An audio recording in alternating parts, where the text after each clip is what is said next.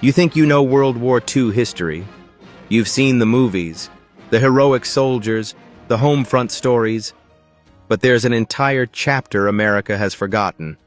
And when you hear these facts, you're going to wonder why nobody taught you this. These are the 10 most shocking, jaw-dropping, absolutely mind-blowing facts about black women soldiers in World War II. And I'm backing every single one with historical records. Number 10. Black women signed up knowing they'd be segregated.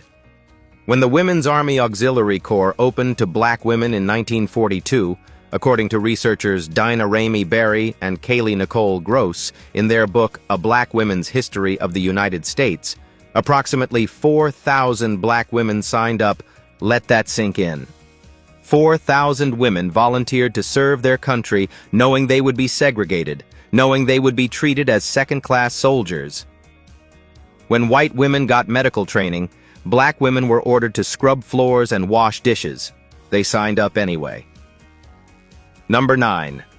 4 women organized a strike that shocked the nation. In 1945, according to the National Archives, 4 Black WAC privates, Mary Green, Anna Morrison, Johnny Murphy, and Alice Young, participated in a strike alongside 50 other WACs demanding better job positions. This strike ignited national debate on racism, women in the military, and patriotism. These 4 women refused to accept discrimination, and it made headlines. That's organizing. That's courage. Number 8. Charity Adams became the first black woman officer and defied a general. Charity Adams made history on July 13, 1942, when she became the first African-American woman commissioned as an officer in the Women's Army Auxiliary Corps. She would rise to lieutenant colonel, becoming the highest-ranked black woman in the entire U.S. military during World War II.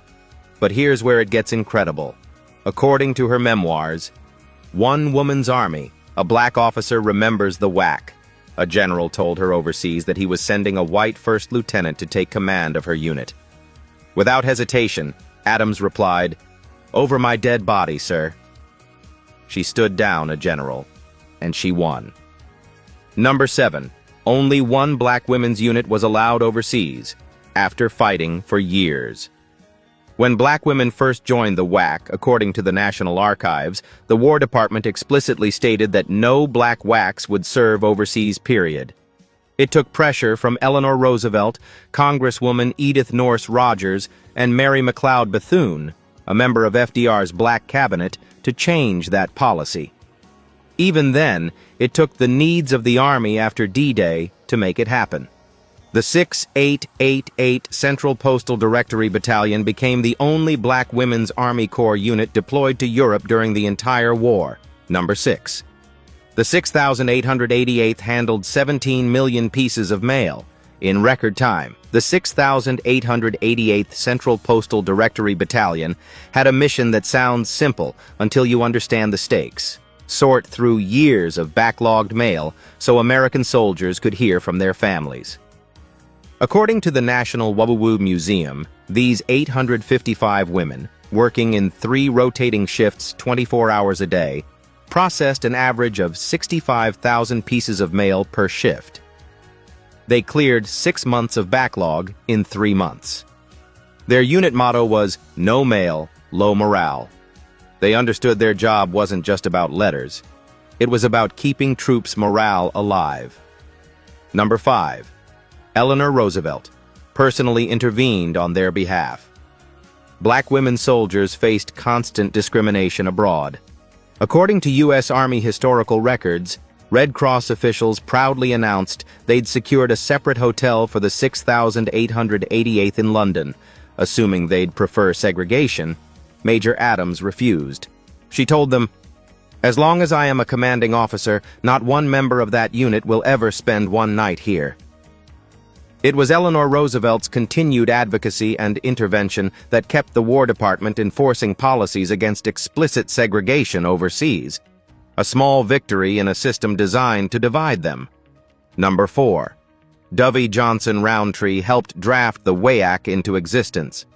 Before there was even a Women's Army Corps, There was Dovey Johnson Roundtree, who, according to the National Archives, worked directly with Eleanor Roosevelt, Congresswoman Edith Nourse Rogers, and Mary McLeod Bethune to draft the WAAC resolution presented to Congress in 1942.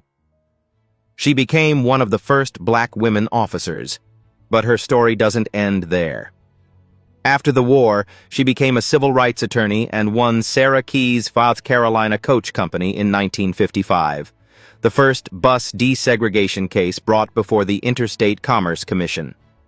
The woman who fought to let black women serve in the military became the woman who fought to end Jim Crow on buses. Number 3. Black women served in multiple military branches, but almost nobody knows. Most people only know about the 6888. But according to the National Archives, approximately 500 black women served as Army nurses. Almost 100 black women served in the WAVs, the Navy's women's division, and 5 black women served in the Coast Guard SPARs. Harriet Pickens and Frances Wills made history as the first black women to participate in WAVs officer training, becoming the first female African-American officers in the U.S. Navy. Pickens was commissioned as a lieutenant, Wills as ensign. They broke barriers in every branch. Number 2. White WAC officer candidates got medical training. Black women got cooking duty. This is the systemic racism nobody talks about. According to the Women's History Museum, when the WAC offered specialized training to white women, mechanics, pilots, air traffic controllers, weather observers, black women were routed exclusively into motor equipment maintenance, cooking, or administrative work. The War Department said there was no discrimination in job assignments. The records show otherwise. The same woman who could operate a switchboard if she was white could only cook meals if she was black. Number 1. After fighting for their country, black women soldiers came home to continued discrimination, yet their service was barely acknowledged for 60 years. Here's the fact that will hit you hardest.